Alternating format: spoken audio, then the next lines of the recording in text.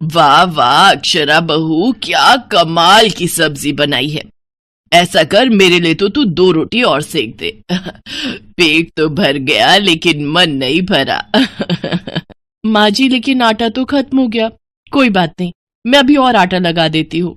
बहू, आटा लगा ही रही है तो मेरे लिए भी 2 रोटी और लगा देना।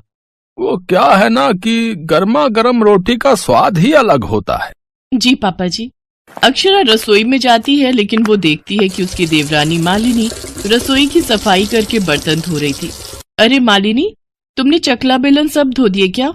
हाँ दीदी, मैंने सोचा जब तक मम्मी पापा खाते हैं तब तक मैं अपना काम निपटा लेती हूँ, उसके बाद हम भी सुकून से खाना खा लेंगे।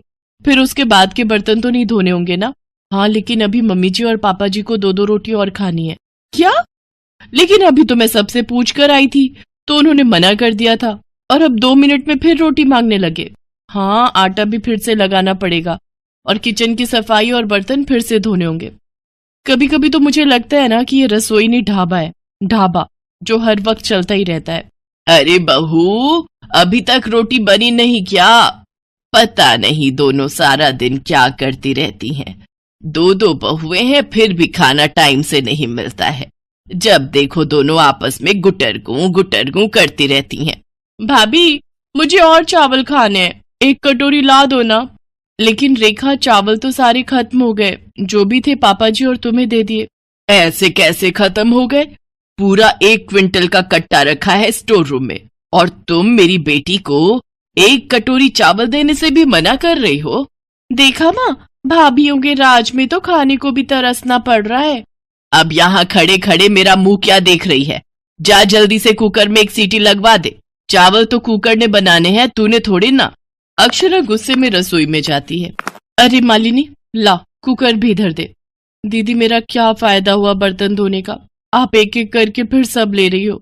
अरे तो क्या करूं? तू कितना भी घिस ले, हम लोगों की मेहनत तो इस घर में किसी को नजर आने वाली नहीं। कपड़े मशीन धो देती है, चावल कुकर बना देता है, साबुन बर्तन धो देता है, और हम दोनों दिन भर झक मारते हैं। दीदी, ये तो रोज का ही ड्रामा हो गया है इस घर का। किसी को आखिर में 1 रोटी तो किसी को 1 कटोरी चावल और चाहिए। अरे बर्तन तो पूरे ही गंदे होते हैं ना। ला अब दे ना बर्तन, अब हम और कर भी क्या सकते हैं। अगर नहीं दिया खाना तो लोग कहेंगे 1 कटोरी चावल और रोटी के लिए बहू ने अपने ससुराल वालों को तरसा दिया। दोनों बहुएं फिर से काम पर लग जाती हैं।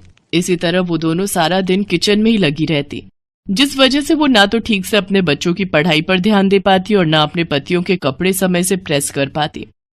उन दोनों के 1-1 बच्चा है। सास ससुर और ननद को मिलाकर कुल 9 लोगों का परिवार है। इतने सारे लोगों के लिए खाना बनाने और खिलाने और उनके बर्तन धोने में ही इनका सारा दिन निकल जाता है। दीदी, हम दोनों का सारा दिन रसोई में ही निकल जाता है। कभी कभी तो ऐसा लगता है ये लोग घर में बहू नहीं बल्कि रसोईया ब्याह कर लाए हैं।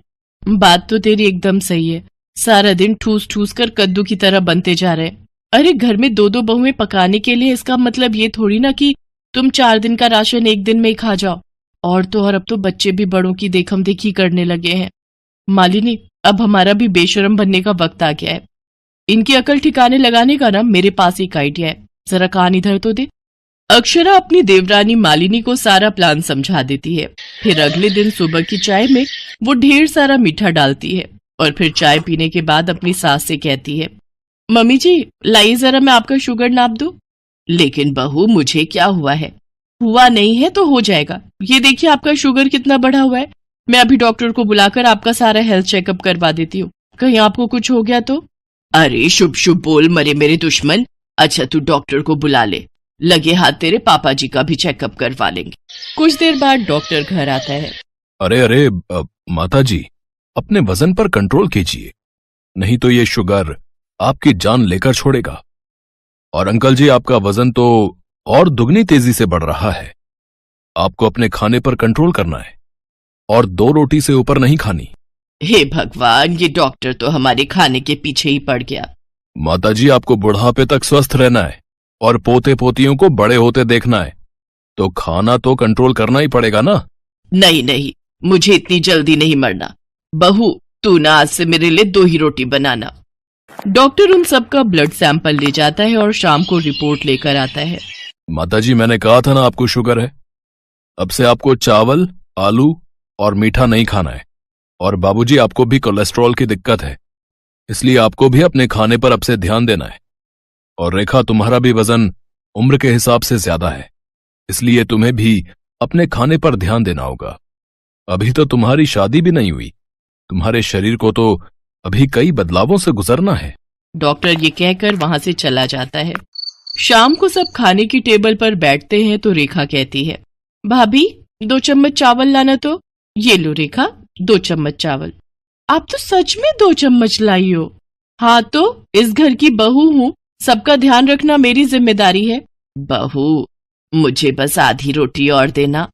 नहीं सासू माँ, डॉक्टर ने आपको 2 रोटी से ज्यादा खाने के लिए मना किया है, और आपने ही तो कहा था कि अब से 2 ही खाऊंगी, इसलिए आपकी और रोटी नहीं बनाई। और अब हमने सबका खाना हिसाब से बनाने के बाद किचन बंद कर दिया है। आज सब आधा आधा पेट खाना खाकर चुपचाप अपने अपने कमरों में चले गए।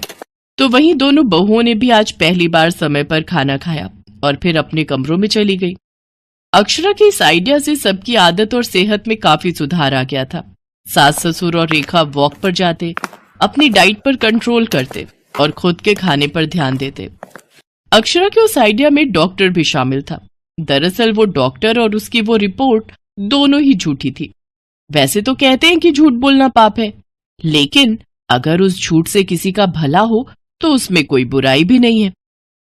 इस वीडियो को लाइक करें, हमारे चैनल को सब्सक्राइब करें, बेल आइकन जरूर प्रेस करें हमारी न्यू वीडियो सबसे पहले देखने के लिए।